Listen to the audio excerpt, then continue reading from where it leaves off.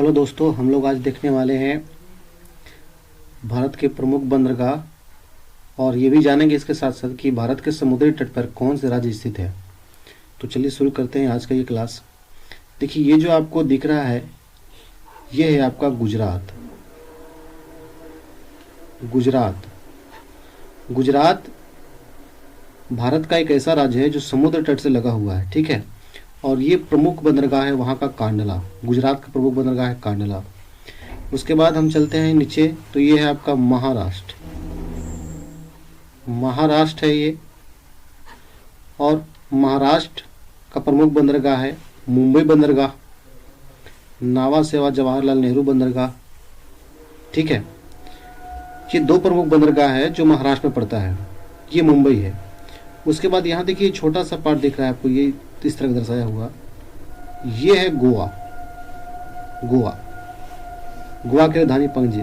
यहाँ पे एक बंदरगाह है जिसका नाम है ममरगांव बंदरगाह। ये गोवा का सबसे फेमस बंदरगाह है, ममरगांव बंदरगाह, ठीक है। उसके बाद ये रहा आपका कर्नाटक। ये जो राज्य आपको दिख रहा है ये है कर्नाटक, और कर्नाटक का प्रमुख बंदरगाह है मंगलोर बंदरगाह। कर्नाटक का प्रमुख बंदरगाह है मंगलोर बंदरगाह। यहाँ पे जो आपको इस तरह का दिख रहा है ये राज्य, ये है केरल। केरल और केरल का प्रमुख बंदरगाह है कोची। कोची केरल का प्रमुख बंदरगाह है। जितने भी बंदरगाह जो हम बताएं, ये देखिए यहाँ से इस तरह का ये पश्चिमी तट का बंदरगाह है। कई एक बार एग्जाम में पूछता है कि पश्चिमी तट में कौन सा बंदरगाह है, तो ये पश्चिमी तट का बंदरगाह है जितना भी है, जैसे कांडला बंदरगाह, मुंबई बंदरगाह, नावा सेवा बंदरगाह, ममरगांव बंदरगाह, मंगलोर बंदरगाह, कोची बंदरगाह, ठीक है। अब जो हम देखने वाले हैं ये वाला, ये है आपका पूर्वी तट का बंदरगाह। जितना भी इधर बंदरगाह है पूर्वी तट का बंदरगाह है। तो कौन कौन से राज्य में है? ये जो नीचे से राज्य दिख रहा है आपको, ये है आपको तमिलनाडु। ये तमिलनाडु राज्य है, और यहीं पे ये बंदरगाह है तूतीकोरिन बंदरगाह है तमिलनाडु राज्य में, ठीक है। और इसी राज्य में एक और बंदरगाह है चेन्नई बंदरगाह। चेन्नई बंदरगाह। अब थोड़ा सा इससे ऊपर चलते हैं, तो ये जो आपको दिख रहा है ये राज्य है आंध्र प्रदेश। आंध्र प्रदेश, ठीक है। यहाँ पे एक बंदरगाह है विशाखापट्टनम।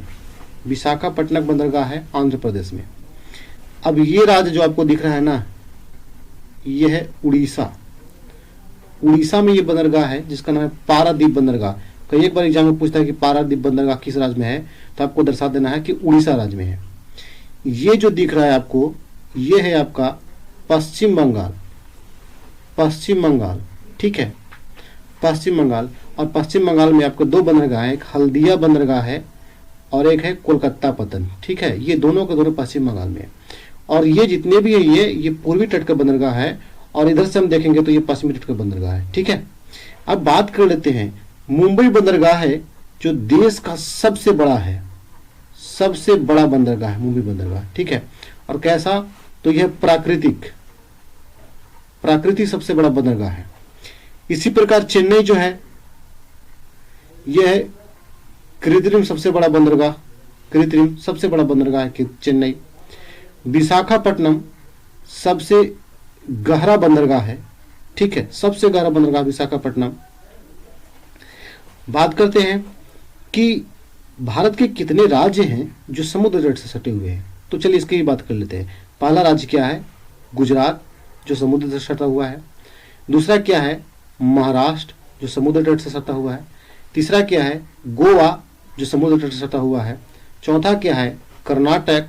और पांचवा क्या है? केरल, ठीक है। इसी प्रकार चलते छठा तमिलनाडु, सातवां आंध्र प्रदेश, आठवां उड़ीसा और नौवां पश्चिम बंगाल।